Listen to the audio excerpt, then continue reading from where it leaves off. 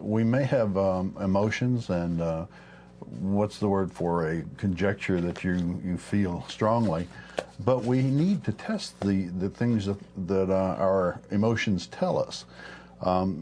For instance, how many times do we read in the news over the last several years where this woman has killed her children because God told her to, or that she felt that if she didn't kill them in their childhood, they would grow up to be sinners and have a chance. They would actually go to hell. They would have a chance to become sinners and go to hell. Which is a rather strange position. Yes. If the person was consistent, then she should believe that the most efficient missionary program on earth would be abortion. See, in other words, if you take that position and see where it leads, then you say, well, maybe there's something wrong with my premise. You see, and that's how most of us have to think. Is it's same as coming to a stop sign. We have a conjecture. We can go on. We see a car. We change our conjecture. Right. All of us do this every day. We do it so easily. So all we're saying is science simply is more rigorous and more persistent, brings in mathematics so you can quantify our common sense. Right. And also the main purpose of science is to explain. Then you have engineers who try to apply. Right. And sometimes a scientist uses the engineer to help test his theories. True. And science won't tell you to kill somebody. No, one of the reasons I wanted to bring up the point about the voices telling you, God telling you to kill somebody is if you get it in your head that one, God talks to people, two, that people hear him on a daily basis and should obey him, then no matter what comes into your head, this is how dangerous it is, you have to obey it.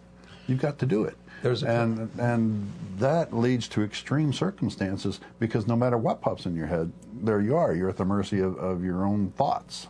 No matter how wild they get. Sorry. People who did believe that they heard spirits had to realize, and that some of them did. If there's a passage in the Bible that says, test the spirits.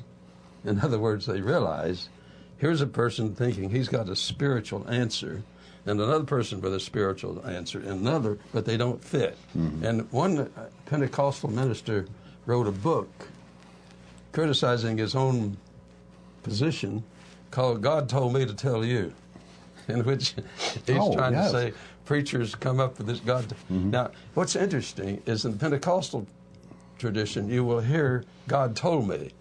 Among the Baptists and others, you might hear something like, I feel this is the Lord's leadership. They rarely say, God told me. Well, Joseph Smith, I mean, when he wanted to have his second wife, back in the day when he was starting his religion, he went to his wife and said, Almighty God has told me that I should take another woman for my wife, and he gestured to this other woman. And his wife did not approve and actually forbid him to do that. And then he came back the next day and says, Almighty God has told me that if you do not go along with this, I am to kill you. And what was she to do? She had children. She had married to this man. He was back in those days, women didn't work outside the home. So, she had to accept it that he was going to take another life. But the method that he brought that to her was the method that you mentioned. Well, we do know that in the name of even in the name of reason, people have done some very unreasonable things. True. And in the name of reason, in the name of religion, some people have done some heinous crimes. So the important thing is to see what people do with what they claim. Well, there are other reasons for doing bad things. There's jealousy, there's greed, envy, everything. There's lots of reasons for doing it. But there's a saying, it says, good people, well, what is it? Do you remember that one? Good people will do bad things. Bad people will do bad things, but it takes religion to make good people do bad things. Because it's irrational and it's outside of the normal rational process. Let me suggest a good example of where we exercise both faith and reason. Let's suppose you're advising your grown child about marriage. You would say, you got faith in this person. you've only known them so-and-so time.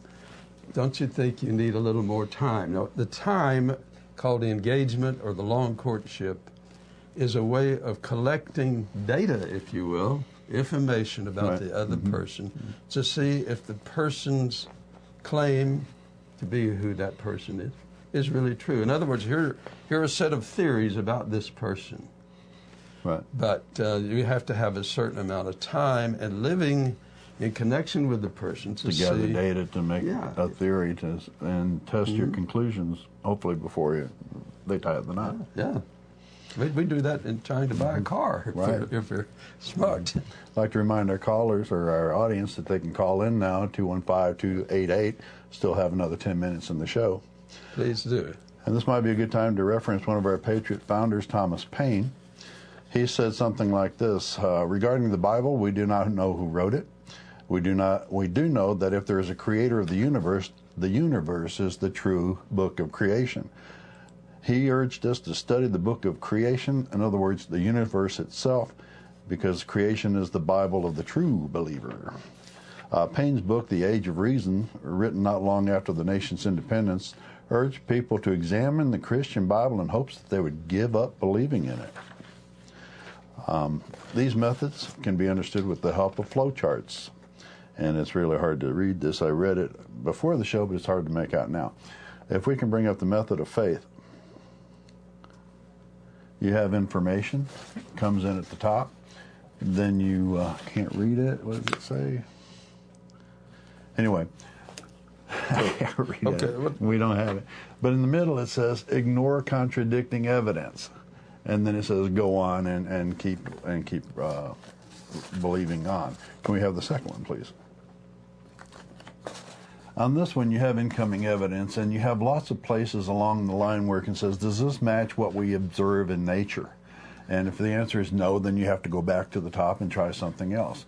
If it comes down and it passes all of the tests that we have set up for it, then we add it, that's where all the stars are, we add it to our book of knowledge, our book of information that we have actually gleaned and tested from the universe. You might have one religion wishing the others were dead, and vice versa. You might have a small population by the time that finished. So, the point is that theories are an attempt to understand the world, not to change it. First of all, And we don't start off with predetermined answers. We find the answers in nature and then find out why nature did it that way. And we don't mean God. Would you agree with this? Even if we start with a presupposed theory, we still have to test it. We have to have, starting in, we have to have some information to work a theory up. But it has to be testable. That's one of the things that faith will not allow you to do. God isn't falsifiable. In other words, you can't do a test for the existence of God or miracles or whatever, where you can in science do a test for the things that you want to prove. I remember asking an evangelical theologian in Texas once if he would mind if I took notes and kept records of his prayers.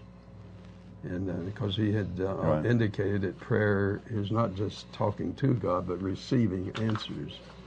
And after a while, I began to realize, by the time he said, well, God sometimes says no, and sometimes, and I said, well, how do you know he says no? Well, I don't get an answer. I said, if I talk to a pencil sharpener and pray, and the pencil sharpener doesn't give me anything, do I say the pencil sharpener said no, or do I just say it didn't work? Right. There's a thing that says, a preacher will tell you that God will answer every prayer. He'll answer yes, no, or wait. And the thing about it is, you could pray to a milk carton or a pencil sharpener or whatever, and it would be the same way. Either you got what you wanted, you didn't get what you wanted immediately, or you had to wait. So there's no, that's proof of a pencil sharpener. That's all you really got. Yeah, most of us can understand people praying because we all have hopes. And hope is a kind of faith, but it's a kind of faith that says, well, I might get it and I might not. It's tempered with reality. It's tempered with reality. And you have a friend dying, and you hope this friend won't die. but you temper it with But you reality. plan. You plan. That's why you take out life insurance. Yeah. You hope you'll live to be 90, but it's Speaking of life insurance, there was a preacher who was preaching the imminent second coming of Christ and took out life insurance and a 30-year mortgage on the house. Yeah, yeah. I'd like to put in the intelligent design comparison slide if we can. During the 19th and 20th century, a scientific advance demonstrated that the Bible got the creation of the earth wrong, the nature of weather wrong, the cause and cures of disease wrong, and religion for many people retreated into metaphor. As you can see on the right side of your screen, these are the things that science has brought you. Now, intelligent design, all it does is say, nuh-uh. It says, the eye is too complicated. It doesn't tell any other way that the eye could have gotten here. Now, evolution explains it well. Go online and look up the evolution of eyes. Evolution had several ways to get to the eyes, and it used many different methods. Octopus have better eyes than we do, and they're not even constructed, of course, the same way. But intelligent design doesn't bring anything to the table. It's not science. Matter of fact, the Dover, Pennsylvania trial, the judge, a federal appointed judge by President Bush, ruled that ID, intelligent design, was not science. And matter of fact, he got on to the people they brought the trial, or made it happen, for lying several times in the courthouse. And these were the religious, the theists that made the situation happen. They made no advances in understanding, this is the religious, of the universe as they do so, since they always have to wait for real science to make the discoveries before they can bend the words of the holy books to match real science. One wonders why they do this. At an RIT meeting many years ago, the guest speaker named this behavior, and he called it science envy. Science and engineers, however, improved our lives far more than religions ever have. We're getting down to the last minute of the show. We need to start signing out. Is there anything that you'd like to say before I get into the last minute? Yeah, go ahead. No, you. Do you have anything that you'd like to say? Yeah, okay. Just look at it this way. What we're talking about is not esoteric. It's just ordinary, everyday thinking that science intensifies. And so all Clarifies. of us, I mean, most of you there in our audience know precisely what we're talking about, that you practice this common sense, hard-nosed thinking daily to run your life. In every other region of their lives. Mm-hmm. And they teach their children this. You'll say to your child, where was your common sense? You see, right. Because they didn't use it at the time. Right. And you teach them this. Yeah. And if you want to email us, you can do so at freethoughtforum at yahoo.com. You can see it there on the screen above. We'd like to thank Jonas and Sam and Lee's on the phone tonight. Been working very hard tonight for all the technical help tonight. You can call the station at 215-8848 for DVDs of the show.